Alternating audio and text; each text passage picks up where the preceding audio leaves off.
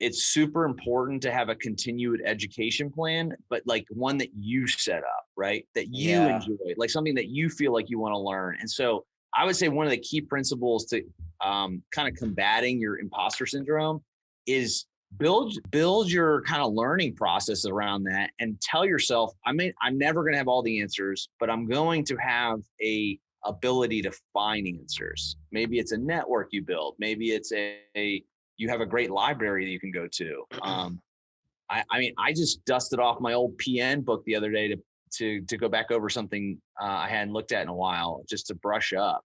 And I learned that getting a master's degree, that like you start realizing all these really smart people that you just thought were like absolutely brilliant. What they have is they have a library of resources. And Yeah. what you want as a coach is you want to build a library of resources that will help you feel secure that you may not remember the answer or have it right this minute, but you know where to go find it. And then to normalize that needs to be your normal hardworking, why people pay you, because they could go look it up, they could buy those books, they could go get that education, they could go spend hours researching online, but they're paying you to do it. And it's the same Yeah. reason people pay in personal training, is they could go do that workout. You know they're capable of doing that workout, but they don't want to think. It's a lot of effort to do that. So you are, in some senses as a coach, not completely, a middleman to the information they're looking for. And sometimes you have to go find it, and sometimes you already know it, but it doesn't make you fake or not real. So build that library out would be one of the big things, or resource pool.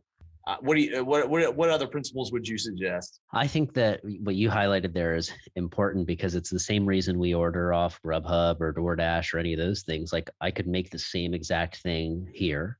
I could also go get it, right?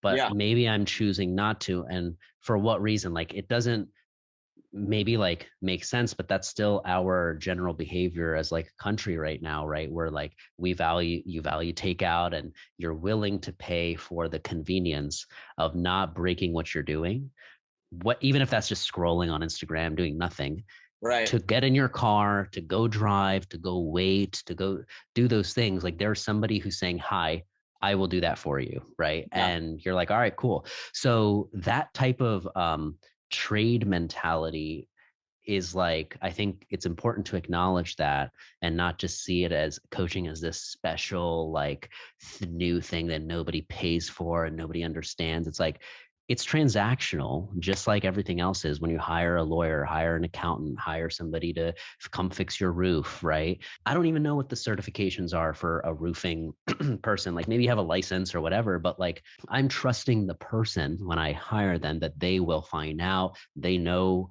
someone, if something else breaks down, like, hey, can you get the parts delivered for this? Like, I'm doing that so I don't have to yeah, individually search it. So it's normalizing that people want to do this with their yes. fitness.